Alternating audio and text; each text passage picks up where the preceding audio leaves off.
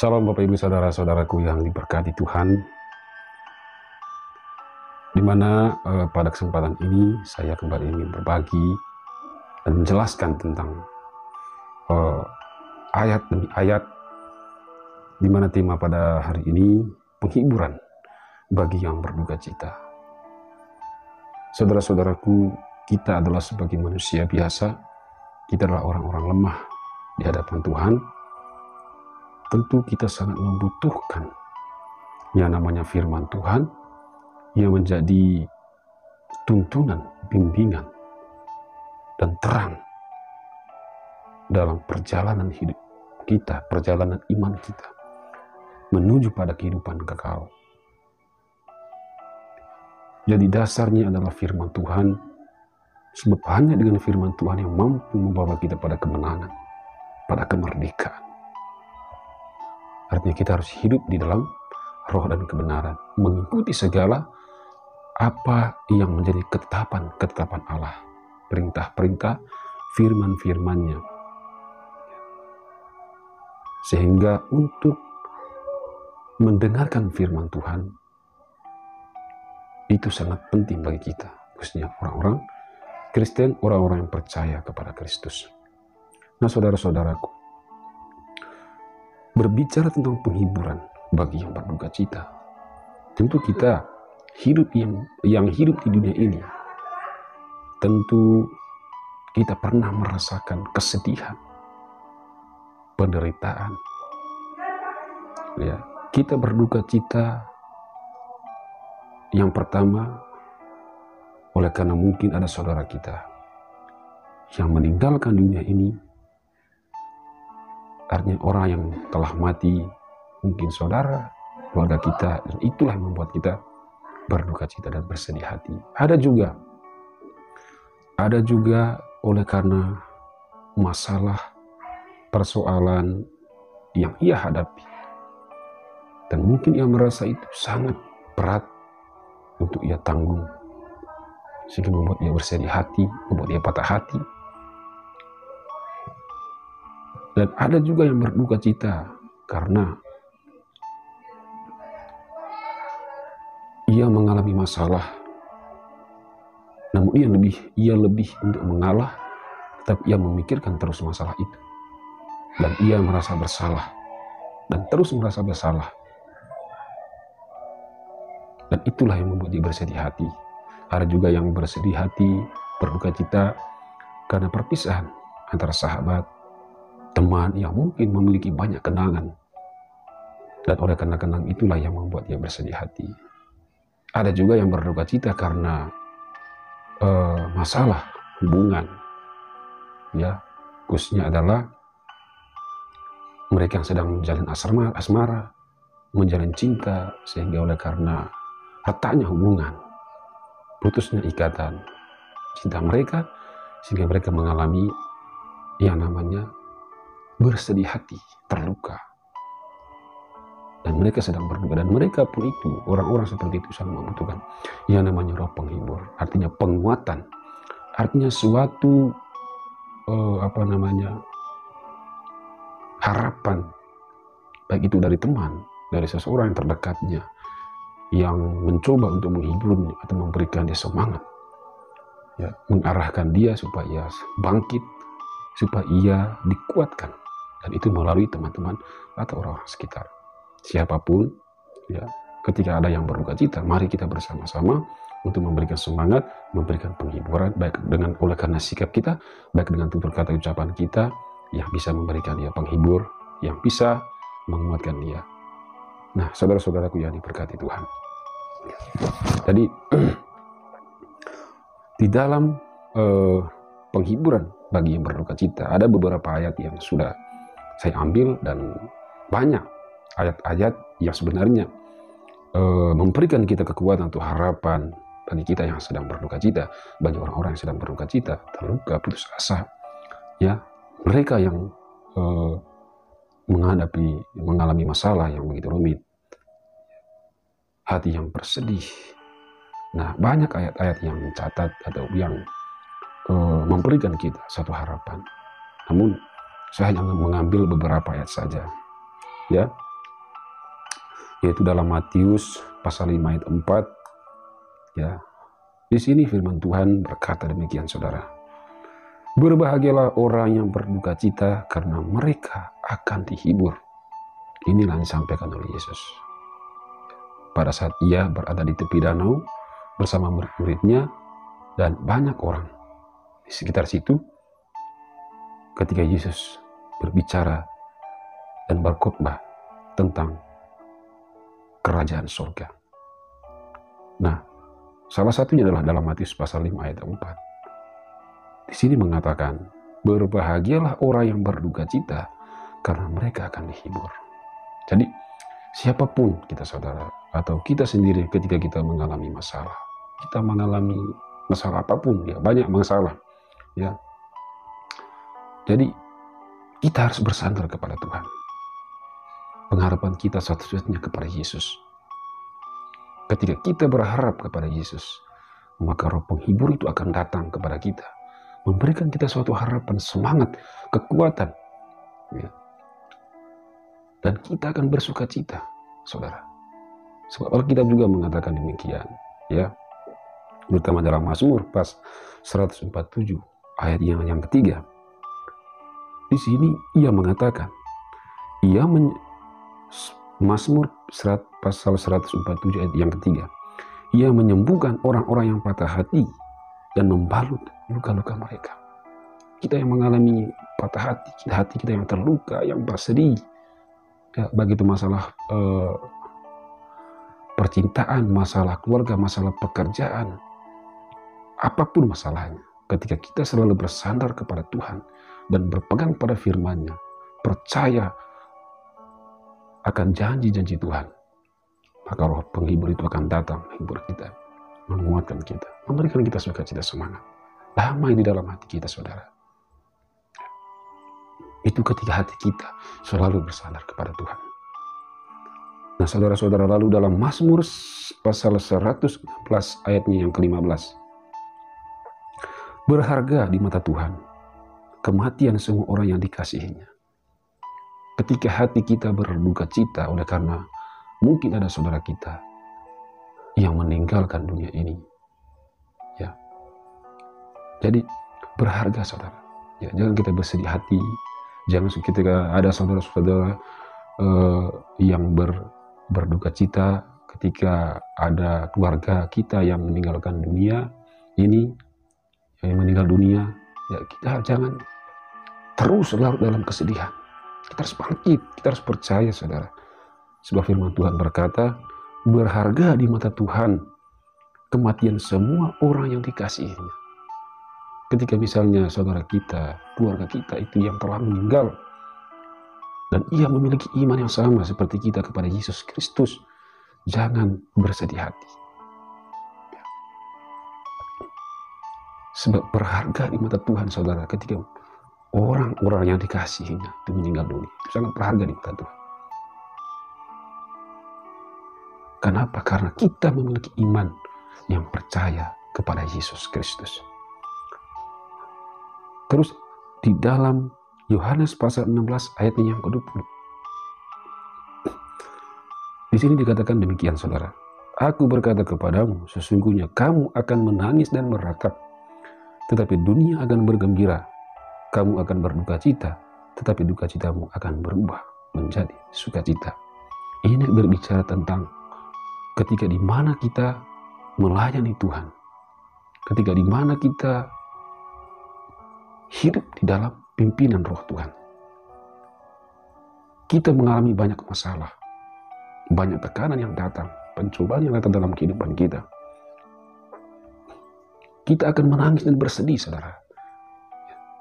Ketika kita hidup dalam firman Tuhan, dalam kehendak Allah, dalam pimpinan Roh Kudus, ya, maka kita akan dibenci oleh dunia ini tanpa alasan. Dunia ini akan selalu mencari celah kita untuk membuat kita semakin jauh daripada Tuhan, membuat diri kita menderita. Tetapi saudara,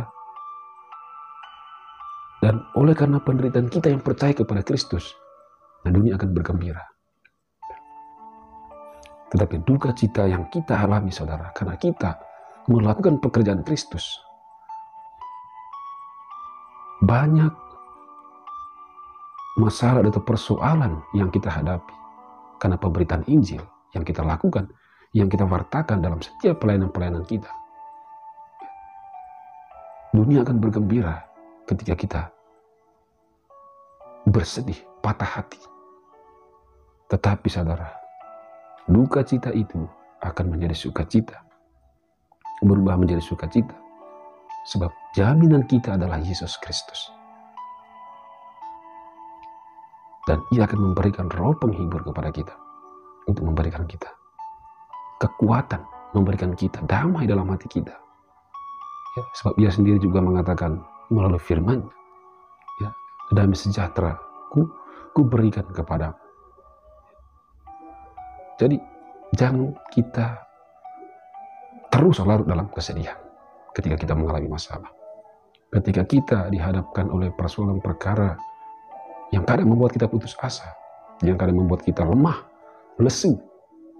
Tapi percayalah saudara, bahwa di balik duka cita akan ada sukacita yang besar yang memberikan kita suatu harapan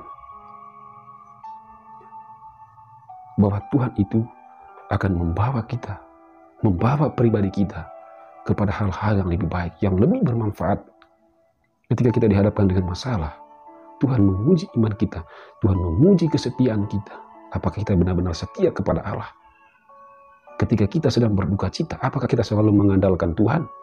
Apakah kita selalu bersandar dan percaya kepada firman-Nya, kepada perintahnya, kepada janjinya? Atau mungkin sebaliknya, kita menyalahkan Tuhan, kita putus asa, dan kita menjauhkan diri daripada hadapan Tuhan, dan melakukan hal-hal yang bertentangan dengan firman Allah. Dan disitulah iman kita diuji. Tetapi orang-orang yang dikasihi Allah, ya, Tuhan akan menghajar mereka. Tetapi saudara, percayalah bahwa segala masalah persoalan di dalam kehidupan kita, ya, Tuhan tidak mengizinkan masalah atau perkara apapun yang melebihi, melampaui daripada batas kemampuan kita, batas kemampuan manusia. Tuhan tahu sampai di mana kemampuan iman kita. Tuhan tahu kualitas iman kita, Tuhan tahu batas kemampuan kita. Jadi apapun masalah yang dihadapi dalam kehidupan kita, ya, itu kita sanggup melewati semuanya. Kita sanggup diberikan kekuatan, kita diberikan kesanggupan untuk menanggungnya, sehingga kita bisa melewatinya. Jadi ketika kita mengalami masalah, bersedih hati, ketika kita berduka cita karena hal-hal yang membuat kita patah hati, masalah-masalah yang membuat kita patah hati, bersedih hati. Jadi jangan kita fokuskan arah atau hati pikiran kita kepada masalah itu. Jangan arahkan diri kita kepada hal atau perkara-perkara yang sedang kita hadapi. Tapi kita harus arahkan hati kita, pikiran, akal budi kita, hidup kita sepenuhnya kepada Tuhan. Bahwa Tuhan sanggup menyelesaikan segala perkara-perkara kita. Tuhan tahu jalan keluar daripada masalah-masalah kita. Dan Tuhan pun punya cara untuk menyelesaikan setiap persoalan atau perkara yang sedang kita hadapi. Dan ketika kita mengalami masalah, kita bersedih hati, mengalami duka cita, mengalami putus asa dalam hidup kita. Jadi jangan kita menjauhkan diri daripada Tuhan. Jangan kita putus asa, ya, dengan kita menjauhkan dari persekutuan-persekutuan doa, atau malas pergi gereja, karena mungkin masalah itu sangat berat.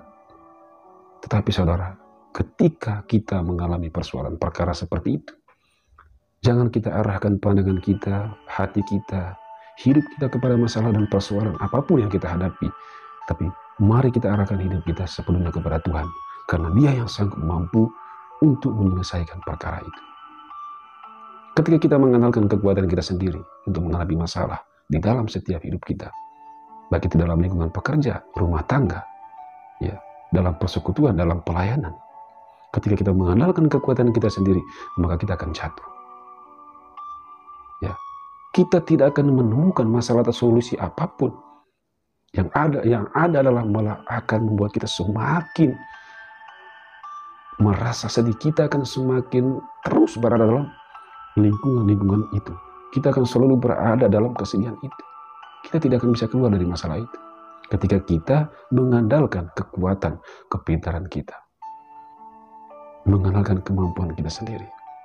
Tapi ketika kita mengandalkan kemampuan dan kekuatan kita sendiri, mengandalkan diri kita sendiri, maka kita tidak akan bisa mengerti dan memahami rencana Allah yang sedang Ia kerjakan, dan melalui perkara itu, melalui persoalan yang sedang kita hadapi. Karena sejatinya dan sesungguhnya, saudara, setiap masalah yang ada dalam hidup kita, itu adalah rencana Tuhan yang tidak lain adalah memberikan kita hikmat pengertian akan kehendak Allah, akan rencana Tuhan. Dan ketika kita mengandalkan Tuhan untuk menghadapi masalah itu, Ia akan memberikan solusinya kepada kita. Dia akan memberikan jalan keluarnya kepada kita. Artinya kita akan menerima hikmat ketika kita mengandalkan Tuhan dalam setiap masalah di dalam kehidupan kita. Sehingga dengan hikmat itulah yang memberikan kita pengertian, memahami apa kehendak Allah di dalam kehidupan kita. Saudara-saudaraku yang diberkati Tuhan, di dalam Matius pasal 11 ayat 28, ya, Yesus kembali mengingatkan dan menguatkan kita, ya, ketika kita dalam masalah menghadapi persoalan-persoalan yang begitu rumit, ketika kita berduka cita, bersedih hati, ya. Dalam Matius pasal 11 ayat 28, Ia mengatakan, "Kian, marilah kepadaku semua yang letih, lesu, dan berbeban berat, aku akan memberikan kelegaan kepada saudara." Hanya kepada Tuhanlah kekuatan kita. Hanya kepada Yesuslah Ia menjadi solusi dalam setiap masalah dan persoalan kita. Hanya kepada Yesuslah yang mampu memberikan kita suatu harapan atau penghiburan yang menguatkan kita dalam kita memikul beban-beban hidup kita. Masalah yang kita hadapi itu adalah beban atau salib yang kita pikul. Dan Ia mengatakan di sini, saudara, marilah kepada aku. Artinya Tuhan mengajak. Apapun masalah saudara, Tuhan mengajak. Artinya kita percaya datang kepada Yesus, berharap dan bersandar kepadanya, serahkan hidup kepadanya. Ia akan memberikan kelegaan kepada. Serahkan perkara persoalan apapun yang saudara hadapi, dan persembahkan kepada Tuhan. Ia akan memberikan kelegaan kepada. Dia akan memberikan solusi masalah yang saudara hadapi. Dan Ia akan memberikan saudara penghiburan melalui Roh Kudus yang menguatkan saudara, yang membuat hati saudara bersuka cita. Artinya bersuka cita dalam memikul salib. Karena sukacita yang besar itu berasal daripada Allah yang Ia tanamkan dalam hati kita. Dan Roh Kudus yang bekerja, yang memberikan sukacita itu, yang memberikan penghibur itu di dalam pribadi-pribadi kita. Saudara-saudaraku yang diberkati Tuhan. Jadi dari ayat sampai ke ayat yang telah saya sampaikan ini, mulai dari Matius dan Mazmur, juga Yohanes dan juga ini telah menguatkan kita orang-orang beriman dan percaya kepada Yesus Kristus. Jadi ketika kita berduka cita karena ada saudara kita yang meninggalkan dunia, ataupun ketika kita sedang mengalami masalah dalam hubungan kita, saudara, baik itu percintaan, ya, atau mengalami masalah dalam rumah tangga, dalam pekerjaan, dalam pelayanan, persekutuan, organisasi apapun, ya. Jadi kita harus bersandar kepada Tuhan dan percaya kepada Yesus. Ia akan memberikan kelegaan kepada saudara. Ia akan membalut luka-luka saudara. Hati saudara yang patah hati itu akan Tuhan kuatkan, akan Tuhan mampukan, sehingga dalam perkara itu Tuhan akan memberikan solusi atau jalan keluar, sehingga saudara akan bersuka cita bersama Tuhan. Dan di dalam setiap perkara apapun, baik hari ini maupun di hari-hari yang akan datang, ketika selalu saudara berharap dan bersandar kepada Tuhan Yesus, selalu percaya kepadanya, dan selalu mau mendekatkan diri kepada Tuhan dan belajar mengenal firman-Nya, maka saya yakin saudara akan dipakai oleh Tuhan menjadi berkat bagi semua orang. Saudara akan menjadi terang bagi sesama, menjadi saluran berkat bagi sesama dimanapun saudara berada. Itu akan memberikan sukacita tersendiri bagi hidup saudara maupun hidup orang-orang di sekitar saudara. Nah, saudara-saudaraku yang diberkati Tuhan, jadi sangat penting bagi kita untuk kita selalu mendengarkan firman Tuhan. Dari hari ke hari kita selalu mendengarkan firman Tuhan, lalu kita pahami dalam kehidupan kita, kita baca firman Tuhan. Mari kita terus cari itu kebenaran, dan melalui persekutuan doa, melalui para penginjil-penginjil yang mewartakan firman Tuhan, orang-orang yang menjadi pilihan Allah untuk menyampaikan kebenaran firman Tuhan. Jadi ketika kita haus akan kebenaran, kita harus belajar mendengarkan firman Tuhan, belajar mengenal firman Tuhan melalui mereka. Dari pentingnya kita sharing bersama untuk kita bisa memahami firman Tuhan dalam kehidupan kita, saudara. Karena firman Tuhan adalah dasar daripada iman kita, orang-orang yang percaya, orang-orang yang menjadi pengikut Kristus. Dasar kita adalah firman Tuhan. Jadi ketika kita bersedih hati, ketika kita berduka cita, saudara, oleh karena masalah apapun dalam hidup kita yang membuat hati kita berduka cita, jadi percayalah, dan kita harus andalkan Tuhan Yesus. Dia akan memberikan kelegaan dan keringanan dalam kehidupan kita. Artinya dia akan memberikan solusi ataupun kekuatan. Karena kita tahu, saudara, bahwa rancangan Tuhan itulah rancangan damai sejahtera, bukan rancangan kecelakaan. Dan tentu rancangan Tuhan itu jauh daripada rancangan kita. Jalan Tuhan itu jauh daripada jalan kita. Sehingga ketika kita mengenalkan kekuatan kita sendiri, mengenalkan cara kita sendiri, mengikuti jalan kehendak kita sendiri, maka kita akan membawa kita semakin jauh daripada firman Tuhan. Kita akan semakin jauh daripada kasih Allah. Tapi ketika kita percaya pada rencana Tuhan, mengikuti jalan yang ditunjukkan oleh Tuhan Yesus sendiri, kita mengikutinya. Walaupun itu, saudara, banyak perkara persoalan kita hadapi dalam kita melangkah jalan menuju pada jalan yang ditunjukkan oleh Tuhan kepada kita. Artinya kita mengikuti arahan-arahan dan bimbingan Roh Kudus. Memang tidak mudah, karena kita harus berani melepaskan kebiasaan-kebiasaan kita untuk mengikuti kehendak Tuhan. Sehingga banyak masalah yang kita hadapi. Itulah mengapa ketika kita mengikuti Tuhan, maka kita akan mengalami banyak hal. Dan itulah salib kita, dan kita harus mampu memikulnya. Dan memang itu sangat menderita bagi kita, saudara. Tapi percayalah, di balik penderitaan, di balik duka cita, akan ada sukacita yang membawa kita pada kehidupan. Artinya membawa kita pada kemenangan. Terutama apa, saudara? Mahkota kehidupan yang dijanjikan oleh Allah. Itu di dalam kerajaan surga. Saudara-saudaraku yang diberkati oleh Tuhan, semoga apa yang saya sampaikan pada kesempatan ini, terutama ayat-ayat yang telah saya baca, yang telah saya sampaikan pada kesempatan ini, penghiburan bagi yang berduka cita. Semoga ini bisa bermanfaat dan menjadi berkat bagi saudara dimanapun saudara berada. Dan saya pun percaya dan selalu berdoa supaya saudara dipimpin oleh Roh Kudus, membawa saudara pada kebenaran, menunjukkan kepada saudara jalan kepada kebenaran itu yang membawa saudara pada kemenangan atau kemerdekaan.